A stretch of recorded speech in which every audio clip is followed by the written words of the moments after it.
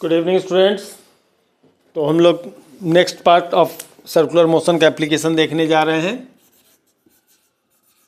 Application on circular motion, ठीक है। चलिए पहला क्वेश्चन लेते हैं।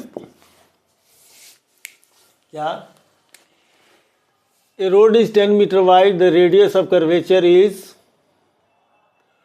50 meter, the outer edge is above the lower edge by a distance of 15 meter.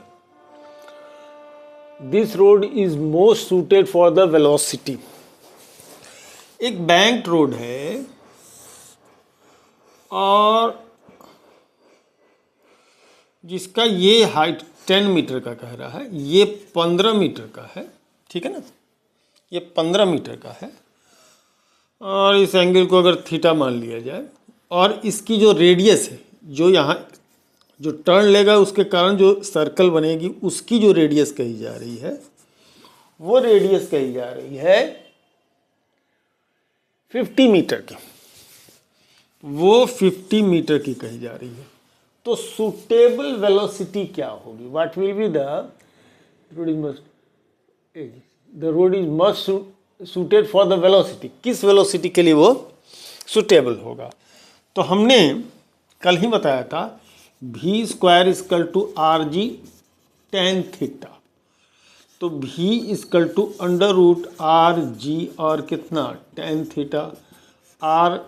अब जरा सा इस एक्सप्रेशन में से हम लोग क्या करें, इस एक्सप्रेशन में से टेन थीटा का वैल्यू, साइन थीटा का वैल्यू बता सकते हैं। इसकी वैल्यू हो जाएगी बेस जो होगा ये चीज़ 15 स्क्वायर माइनस 10 स्क्वायर है ना। बेस जो आएगा वो 15 square minus 10 square, 15 square minus 10 square. तो इनफैक्ट 5 का स्क्वायर बाहर निकल जाएगा, 3 का स्क्वायर माइनस 2 का square, 9 minus 4 that is 5, 5 root 5।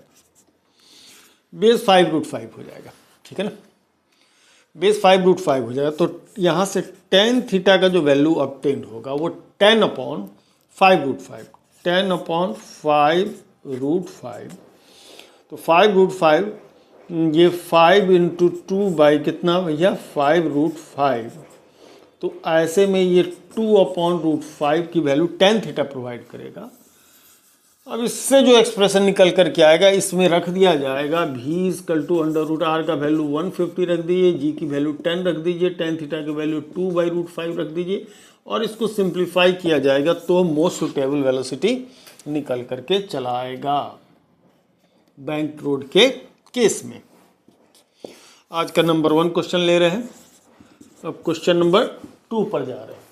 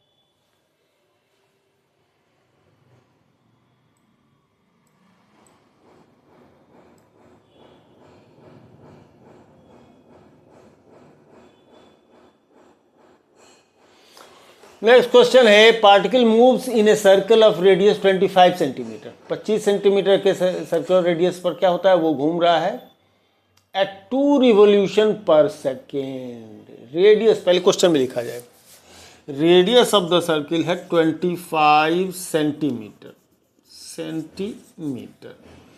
और रिवोल्यूशन में फ्रीक्वेंसी रिवोल्यूशन पर सेकेंड है 2 revolution per second. 2 revolution per second है ये, ठीक है। 2 रिवोल्यूशन पर सेकेंड है। The acceleration of the particle in metre per second square, metre per second square में बताना है। तो पहले 25 सेंटीमीटर है, उसको मीटर में अगर कन्वर्ट करने के लिए चलेंगे तो ये 0.25 मीटर हो जाएगा। ये फ्रीक्वेंसी है 2 रिवोल्यूशन, तो 2 रिवोल्यूशन का मतलब हो जाएगा कितना, फ्रीक्वेंसी 2 रिवोल्यूशन पर सेकंड।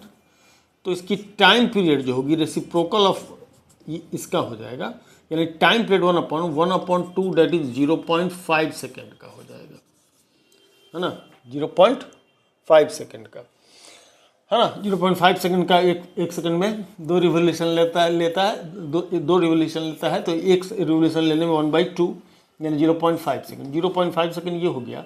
उसकी ओमेगा यानी एंगुलर वेलोसिटी जो हो जाएगी वो 2π/t होगा, यानी 2π डिवाइडेड 0.5 दैट इज 4π रेडियन पर सेकंड हो जाएगा, 4π रेडियन पर सेकंड हो जाएगा। सेंटीमीटर एक्सीलरेशन के लिए जाएं तो ये ओमेगा स्क्वायर आर होता है।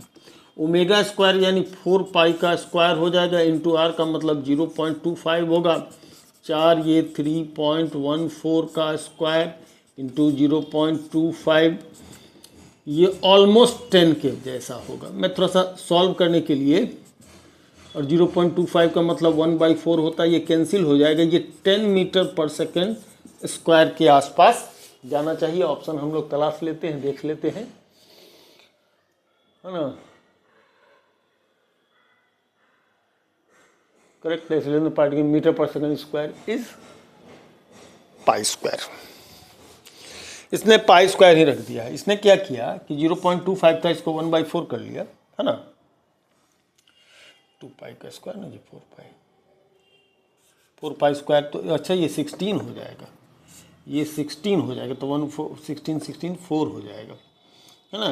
ये 16 है तो 1/4 आ जाएगा, 4 आ जाएगा, 4 × 10, तो 4 × 10 40 मीटर पर सेकेंड स्क्वायर इसका करीब करीब इसका आंसर हो जाएगा। ठीक है, चलिए नेक्स्ट क्वेश्चन लेते हैं। नेक्स्ट क्वेश्चन,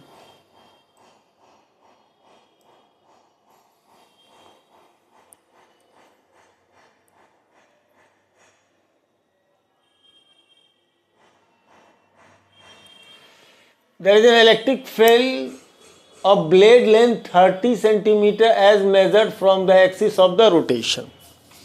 क्वेश्चन नंबर 3 की बात करें तो एक ये है जिसका रेडियस कह लीजिए कि 30 सेंटीमीटर, ब्लेड लेंथ ही रेडियस हो जाएगा इसमें, और ये कह रहा है कि it is rotating with A 1200 RPM rotation पर मिनट। जो फ्रीक्वेंसी है वो 1200 रोटेशन पर मिनट। तो ये पर सेकंड में अगर यदि हम कन्वर्ट करने के लिए जाएंगे तो 60 से डिवाइड कर दीजिए, 60 से रोटेशन पर सेकंड हो जाएगा। ऐसा यूनिट में ले जाना पड़ेगा, कट जाए 14 बार, ये हो जाएगा 0 0 कैंसिल, 20 रोटेशन पर सेकंड हो जाएगा फ्रीक्वेंसी। तो टाइम पीरियड इसकी हो जाएगी 2π/t, that is 2π/20, that is π/10 radian per second, radian per second.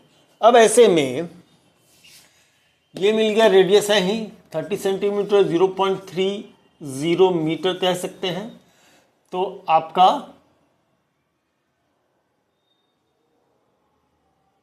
अच्छा ये π/10 नहीं, ये तो टाइम पीरियड n ये हो गया 2π, सॉरी ये मिस्टेक हो रहा है, ये मिस्टेक हो रहा है।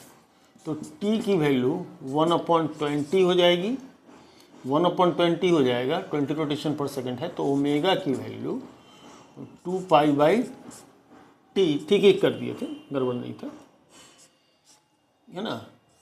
2π/1/20, तो 1/20 ऊपर चला जाएगा तो 40π रेडियन पर सेकंड का आएगा। तो ऐसे सिचुएशन में angular acceleration omega square r से आते हैं, तो ओमेगा स्क्वायर यानी 40π का होल स्क्वायर इंटू आर का मतलब 0.30 मीटर। इसको सॉल्व किया जाए वही इसका आंसर होगा। है ना। सहूलियत के लिए कैलकुलेशन में ऑप्शन ढूंढने के लिए ये तो 1600 हो जाएगा, 1600 हो जाएगा, और पाई का स्क्वायर को ऑलमोस्ट 10 ले लीजिए, 0.30, ये 0.30 है, ठीक है ना। ये 2 ठो जीरो यहाँ से, 2 जीरो इसका है, 2 जीरो इसको हटा दीजिए, तो ये 16 गुने कितना 10, यानी 160 मीटर पर सेकेंड स्क्वायर के आसपास में जो कुछ भी होगा पाई स्क्वायर, हाँ, तो 160 मीटर पर सेकेंड स्क्वायर के आसपास जो भी उसमें ऑप्शन होगा, है ना, वो आपका 1600 मीटर पर सेकेंड स्क्वायर। हम लोग क्या गलती कर रहे हैं, ओमेगा स्क्वायर 30 सेंटीमीटर, तो 0.30 मीटर ले रहे हैं, सही तो कर रहे हैं। रोटेशन पर मिनट, रोटेशन पर सेकेंड हमने कन्वर्ट कर दिया 1200 आरपीएम को, ठीक है, 1200 आरपीएम को रोटेशन पर सेकेंड 60 से डिवाइड कर दिया। 1 मिनट में 60 सेकेंड होता है, तो 60 से डिवाइड कर दिया, तो 20 रोटेशन पर सेकेंड, टी की वैल्यू 1/20, 20 ऊपर चला जाएगा, ये 40 पाई रेडियन पर सेकेंड हो गया, ठीक है। ओमेगा स्क्वायर 40 का स्क्वायर, तो 1600, पाई का स्क्वायर 10 हो जाएगा, ओमेगा स्क्वायर आर है, तो 1600 मीटर पर सेकेंड स्क्वायर हो गया, 160 मीटर पर सेकेंड स्क्वायर, 0.3, ओहो ये जीरो क्यों ले रहे हैं हम, बिल्कुल गलत, कैलकुलेशन मिस्टेक है। 0.3 एक डेसिमल जाएगा, बेमतलब का इसको किए, 0.3 एक डेसिमल जाएगा, एक 10 का आ जाएगा, तो 60 × 100 होगा, एक्चुअली 160 × 100 होगा, 160 × 100 होगा, जो कि 1600 मीटर पर सेकेंड स्क्वायर होगा। थोड़ा कैलकुलेशन में ध्यान रखिएगा, अधिकतर लोग थोड़ा सा फास्ट कैलकुलेशन करने के चक्कर में कहीं कहीं क्या करते हैं, मिस्टेक कर देते हैं, जैसे कि मिस्टेक हमसे यहाँ पर हुआ था। 0.30 है तो एक ही डेसिमल न लेंगे, है ना, अदरवाइज फिर ये 30 लेना पड़ेगा, जिसको 3 नहीं लिख करके क्या होगा 30 ले लेना पड़ेगा, ठीक है ना। 1600 मीटर पर सेकेंड हो जाएगा, ठीक।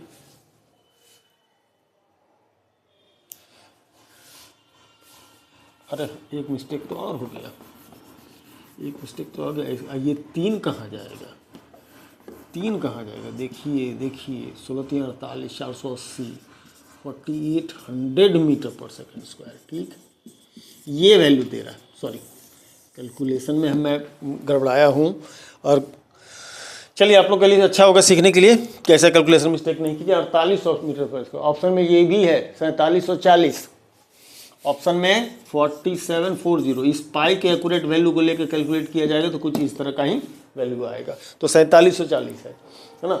आप रफ कैलकुलेशन करेंगे, रफ कैलकुलेशन से क्लोज वैल्यू होगा उसको क्या कर दीजिए, टिक कर दीजिए, ये सबसे बेस्ट तरीका है। थोड़ा सा न्यूमेरिकल मिस्टेक कम कीजिएगा तो हमारी तरह प्रॉब्लम नहीं आएगी, तो हम जो गलती करते हैं उससे आप कुछ सीखेंगे भी, ठीक है।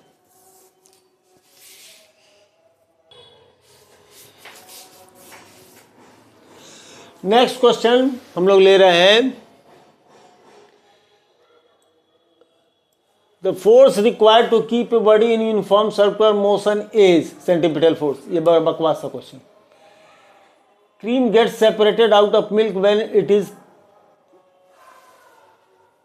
चूर्न्ड, क्या स्पेलिंग है, इट इज ड्यू टू, वो हमारा जो क्रीम होता है उसको क्या किया जाता है, मथा जाता है इस तरह से करके, वो जो दही को होता है उसको ऐसे करके गोल गोल घुमाया जाता है, राउंड घुमाया जाता है, तो वो सेपरेट हो जाता है। क्यों सेपरेट हो जाता है, क्यों सेपरेट हो जाता है, तो इसका ऑप्शन दिया गया gravitational force, centripetal force, centrifugal force, frictional force. Centrifugal force यहाँ पर हमारा इसका आंसर होगा, क्योंकि सेंट्रीफ्यूगल फोर्स के कारण क्रीम जो होगा वो बाहर की तरफ चला जाएगा और जो बाकी पानी है वो अंदर की तरफ चला आएगा, तो उसका जवाब है centrifugal force.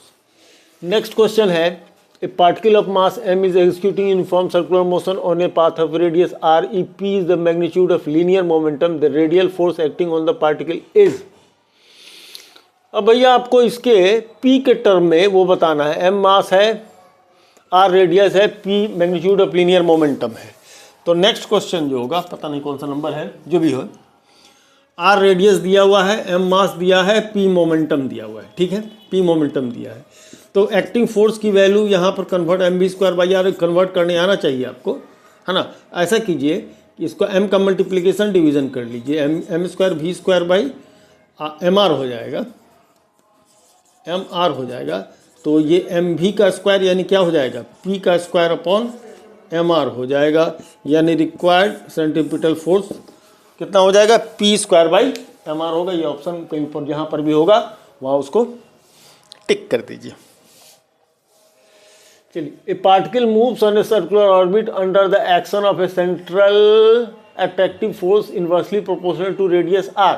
The speed of the particle is, the particle moving under the central attractive force inversely proportional to r. The speed of the particle is proportional to r square independent of r, proportional to r, proportional to 1 upon r.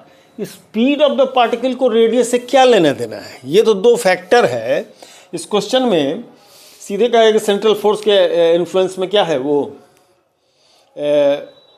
Circle पर घूम रहा है, ठीक है, central force लग रहा है। Central force कहते हैं किसको है, और a force always directed towards a point is called central force, ठीक है। Gravitational force is also a central force, क्योंकि अर्थ के सेंटर की तरफ लग रहा होता है ना। तो किसी सेंट्रल फोर्स के इन्फ्लुएंस में अगर लग रहा है तो उसमें कह रहा है कि उसकी स्पीड की डिपेंडेंसी आर के किस वैल्यू पर होगा, आर स्क्वायर पर, आर पर, 1 अपॉन आर पर, और एक ऑप्शन ये भी है कि independent of R. The radius से उसको इसकी स्पीड को क्या लेना देना है, स्पीड तो जो ऑब्जेक्ट रोटेट कर रहा है उस पर होगा, है ना। और अगर फोर्स की वैल्यू कम ज़्यादा करते हैं तो जाकर के क्या होगा, आपका भी स्पीड की वैल्यू कम ज़्यादा हो सकती है ना, लेकिन रेडियस को उससे लेना देना नहीं है। वेलोसिटी सेंटीपिटल एक्सीलरेशन होता कितना है, सेंटीपिटल एक्सीलरेशन होता है आपका वी स्क्वायर बाई आर, और ये डिसाइड करता है एफ को।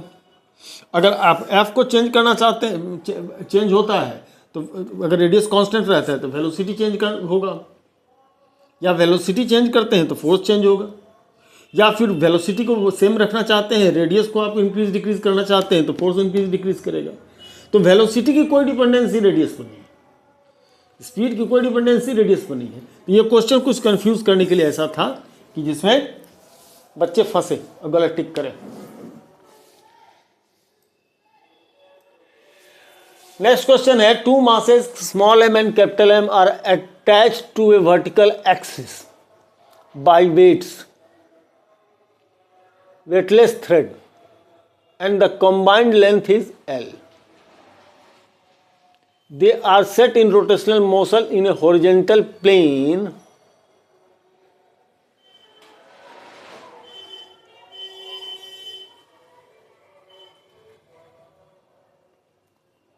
of length L. They are set to rotate in the horizontal plane about this axis with a constant angular velocity omega. If the tension in the threads are the same during the motion, the distance of M from the axis is. चलिए मैं आपको ये समझाऊं कि question क्या है। सबसे पहले क्वेश्चन समझे तब जो हम सॉल्यूशन में जाएंगे। एक वर्टिकल एक्सिस है, इससे थ्रेड एक स्मॉल m मास एक क्या है, कैपिटल M मास अटैच्ड है, और इनको हॉरिजॉन्टल मूवमेंट हम लोग देंगे, है ना, इस एक्सिस के अबाउट। एक तरफ इसमें कैपिटल M मास है और एक तरफ इसमें स्मॉल m मास है, और जॉइंट लेंथ, कंबाइंड लेंथ जो है इन दोनों मासेस का, मासेस से टू मासेस के बीच का लेंथ L है, और इस एक्सिस के अबाउट इसको क्या किया जाता है, रोटेट किया जाता है हॉरिजॉन्टल प्लेन में ये रोटेट होता है। तो कहता है, क्वेश्चन ये है कि the distance of M from its axis is, इसके खुद के अपनी, और एक कंडीशन भी है। कंडीशन ये है कि they set to rotate in the horizontal plane about this axis the constant angular velocity omega, और दोनों में इसका भी एंगुलर वेलोसिटी ओमेगा है, इसका भी एंगुलर वेलोसिटी ओमेगा है, ठीक है ना, इसका भी एंगुलर वेलोसिटी ओमेगा, उसका भी angular velocity omega. The set in rotation in the horizontal plane about this axis constant velocity omega. If the tension in the threads are same during motion, और जो टेंशन इसमें buildup हो रहा है उतना ही tension क्या हो रहा है, इसमें बिल्डअप हो रहा है, टेंशन दोनों में ही सेम है। तो ऐसे सिचुएशन में कैपिटल M का यहां से कितना डिस्टेंस होगा ये बताना है। मतलब जॉइंट लेंथ L दे दिया है तो इसकी डिस्टेंस कितनी है, इसकी डिस्टेंस कितनी है, इसी बात का झगड़ा है। तो चलिए हम लोग इसको जरा सा देखते हैं वाइडली।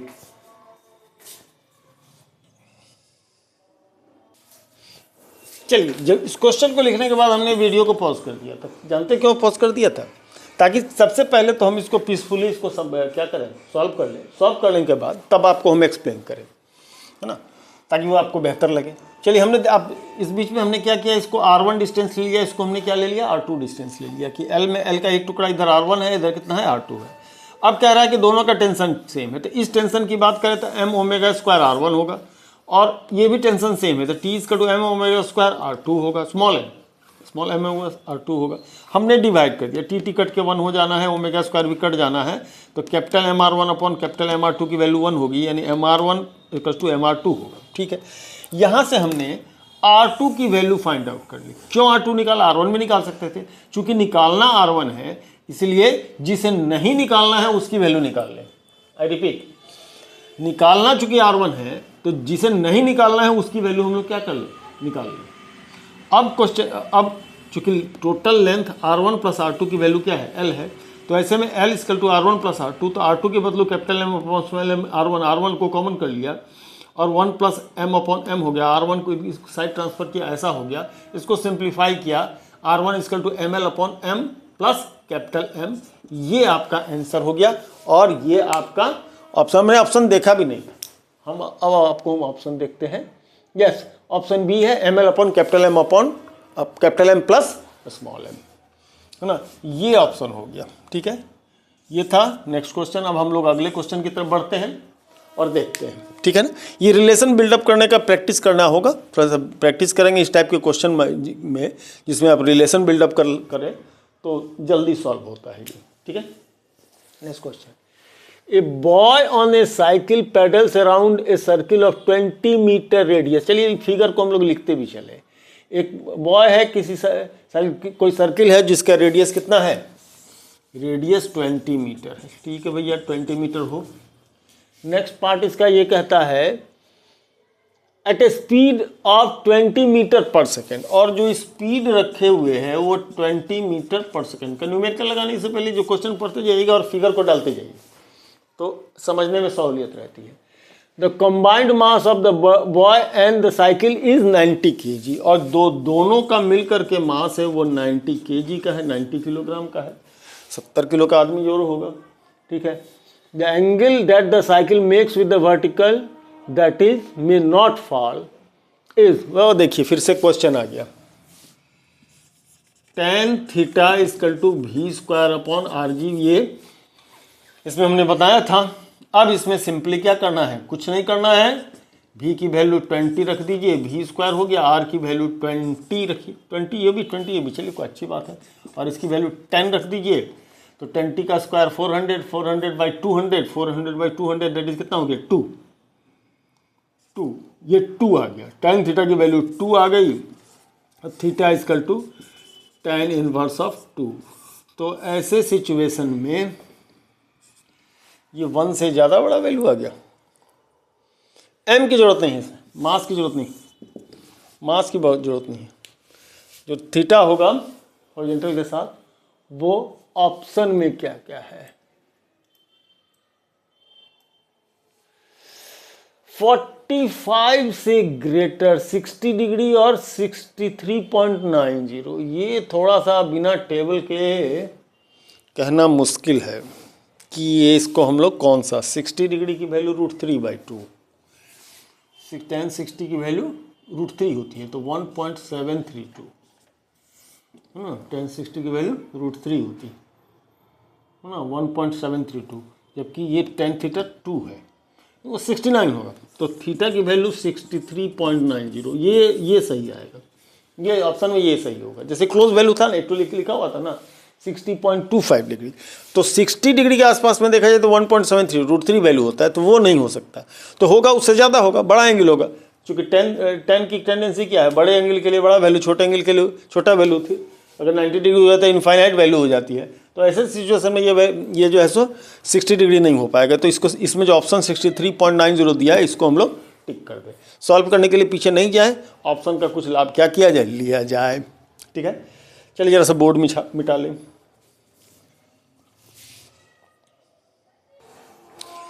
चलिए, तो नेक्स्ट क्वेश्चन एक ऐसा है जो ऐसा इस तरह क्वेश्चन तो हम बता चुके हैं बैंक रोड वाला, लेकिन फिर से क्योंकि रिपीट होता है तो रिवाइज होता है, इसलिए हम दोबारा ले रहे हैं। है उसी तरह का, रिपीट होता है तो रिवाइज होता है, तो बात ज़्यादा क्लियर हो जाता है। Radius of curve road on the national highway is R. Curve road है ऐसे झुका हुआ, इतना ज़्यादा बनाना था, इसकी रेडियस आर है। जो ये सर्कल ऐसे ऐसे बनता है, एयर में बनता है एक्चुअली में सर्कल, रेडियस कह रहा है कि आर है। और आगे क्या इन्फॉर्मेशन दी जा रही है? इन्फॉर्मेशन ये दी जा रही है कि width of the road is B. तो अगर विड्थ बी है तो ये चीज़ क्या है? बी है, ये चीज़ बी है। और the edge is raised by height h compare to, ये इसको रेज कर दिया गया है, ठीक है, with respect to inner edge. So the car of velocity v, और जो इस वेलोसिटी से जा रहा है वो है कितना? v। तो can pass shape over the value of h is, h को बताना है, h को बताना है कि h कितना होना चाहिए। शेप क्रॉस करने के लिए h की वैल्यू कितनी होनी चाहिए, कितना राइज कर देना चाहिए, क्योंकि सेफली क्या कर सके, वो क्रॉस कर सके। तो tan theta,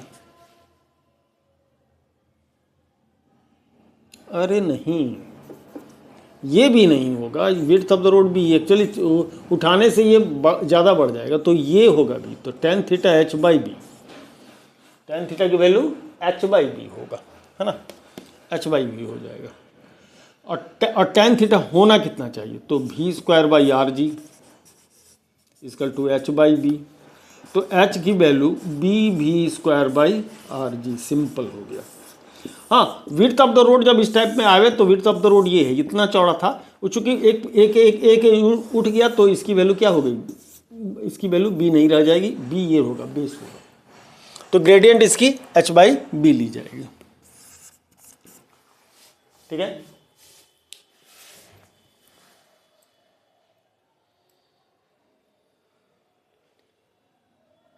A motorcycle is going on the overbridge of radius r. The driver maintains the constant speed. As the motorcycle is ascending on the overbridge, the normal force on it, ascending, अगर वो ascend कर रहा है, चढ़ रहा है जिस समय, तो मतलब ज़्यादा कुछ नहीं, ऐसा ओवरब्रिज है, आर्क है, तो ऊपर की तरफ अगर ये जा रहा है तो नॉर्मल फोर्स इसका बढ़ेगा या घटेगा? बढ़ जाएगा। चूँकि होगा क्या, एक क्वेश्चन मैंने बताया था कि यहाँ पर आपका इधर यहाँ पर कहीं पर है, तो इसका एक तो ये क्या लग रहा होगा, इधर सेंटीपिटल फोर्स लग रहा होगा, इधर इसका वेट लग रहा होगा, तो वेट का एक कंपोनेंट इधर काम कर रहा होगा mg cos थीटा, यानी कि जो रिएक्शनरी फोर्स होगा, सेंटीपिटल फोर्स तो एक लग ही रहा है, साथ में mg cos थीटा भी काम कर रहा है, तो इसका रिएक्शन क्या होगा? बढ़ जाएगा, mg cos theta plus fc हो जाएगा। तो when it is ascending the reactionary force will increase, reactionary force क्या होगा? वो इंक्रीज कर जाएगा। That's the answer. Next question देखें। A mass of 2 kg is wheeled on the horizontal circle by means of a string with an initial speed of 5 revolutions per minute. 5 revolutions per minute. Keeping the radius constant, the tension in the string is doubled. The new speed is. चलिए, ये question थोड़ा सा acceleration में भी क्या हो रहा है, उसका है स्पीड में भी चेंज आ रहा है। मास है, एक स्टोन से टाई कर दिया गया थ्रेड को, और उसको स्टार्टिंग की जो उसकी इनिशियल स्पीड है 5 रिवोल्यूशन पर मिनट है। तो जो इनिशियल फ्रीक्वेंसी है वो 5 रिवोल्यूशन पर मिनट की है ना, पर मिनट की है।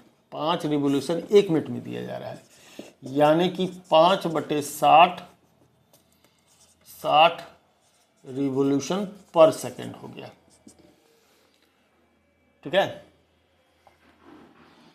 तो ये 12 1/12 रिवोल्यूशन पर सेकेंड हो गया।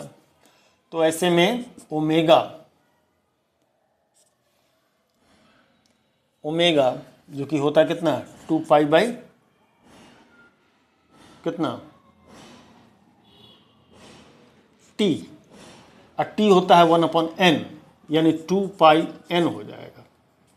तो omega 1 2 pi n1 that is 2 pi into कितना 12, दैट इज 24 पाई हो जाएगा, ठीक है। नो नो नो N1 1/12 यार, 1/12, तो ये π/6 रेडियन पर सेकेंड। अब ये कह रहा है कि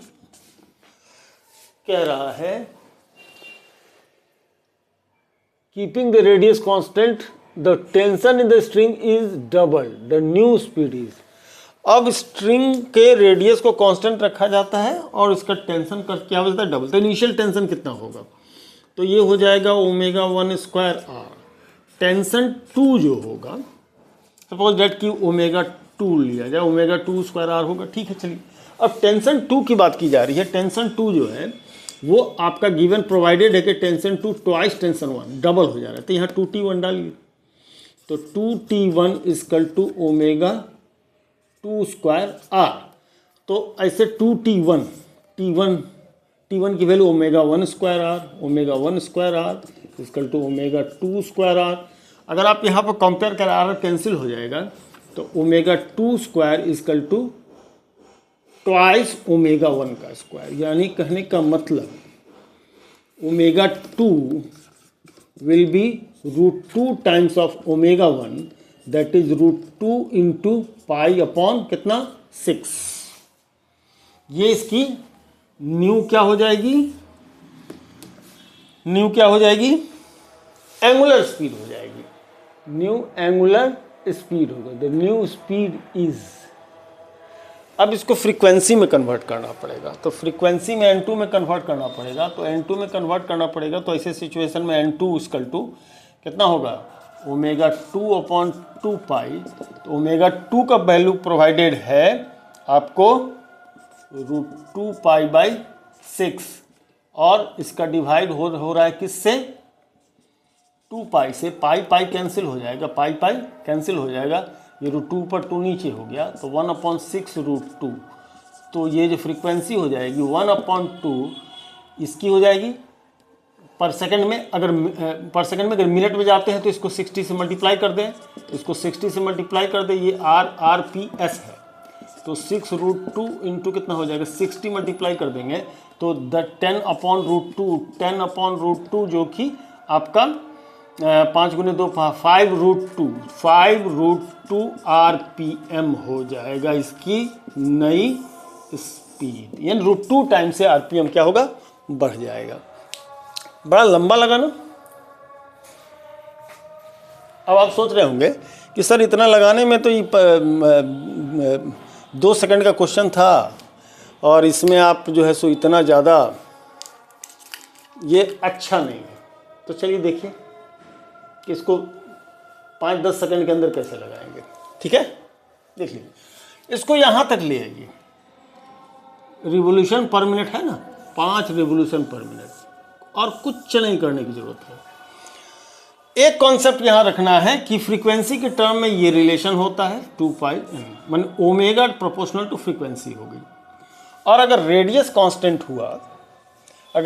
कांस्टेंट हुआ तो टेंशन के बीच में क्या रिलेशन होगा, रेडियस अगर सेम हो गया तो एंगुलर वेलोसिटी के बीच में क्या रिलेशन होगा। इस कैलकुलेशन को जहाँ जो मैं घेर रहा हूँ उसी को अपना फॉलो कीजिएगा।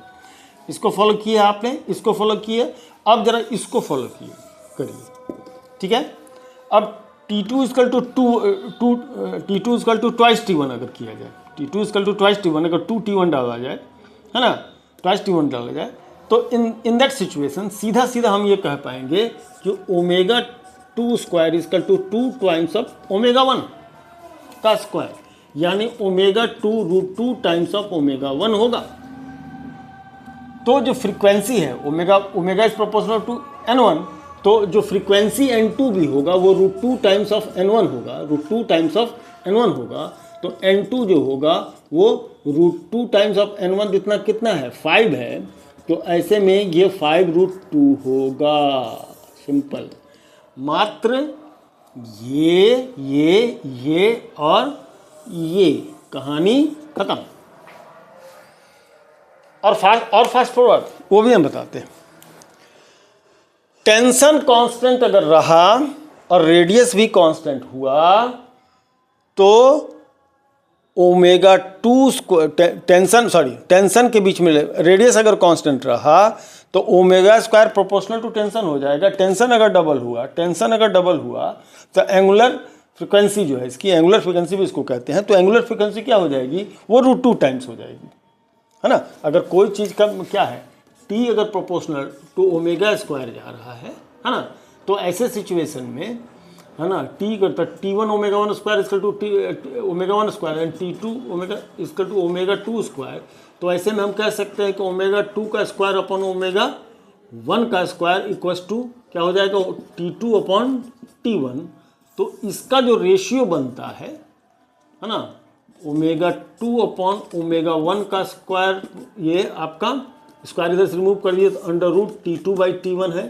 तो ऐसे सिचुएशन में खुद से भी हम क्या कर सकते हैं कि रिलेशन डेवलप कर सकते हैं, और खुद से एक रिलेशन डेवलप करके ये हम बता सकते हैं कि ओमेगा 2 जो है ओमेगा 1 का इस रिलेशन में जाएगा। अगर इस चीज़ को फॉर्मुलेट करके कोई दिमाग में अगर अपना रख ले तो सीधे सीधे क्या होगा, सीधे सीधे इसमें रखेगा, और अगर इसको इसी को फ्रीक्वेंसी में लेके चलेगी, चलिए तो फ्रीक्वेंसी में, तो N2 equal to N1 upon T2 upon T1। अब जरा सा इसमें रखिए तो सीधा सीधा ये आंसर निकल करके आ जाएगा, सीधा सीधा रखिए ना। N1 5 हो गया, T2 2 T1 हो गया, T1 कट गया, 2 हो गया, √2 हो गया, 5√2 हो गया, ठीक है ना। तो थोड़ी प्रैक्टिस अगर करेंगे एक क्वेश्चन को लेकर के तो काफ़ी बातें खुद से समझ में आने लगती है। तो जो एप्लीकेशन है it is a matter of practice, जो कॉन्सेप्ट है वो तो उसके लिए आपको किताबें पढ़नी पड़ेगी, अच्छे लोगों का वीडियो देखना पड़ेगा या लेक्चर अटेंड करना पड़ेगा, तो आपका कॉन्सेप्ट क्या होगा, क्लियर होगा। और कॉन्सेप्ट अगर आपका क्लियर होगा तो ये सब बात खुद से भी क्या कर सकते हैं, आप डेवलप कर सकते हैं। चलिए, हमको लगता है कि वीडियो की लंबाई अच्छी खासी हो गई होगी, तो आज का एप्लीकेशन शायद यहीं रोक दें।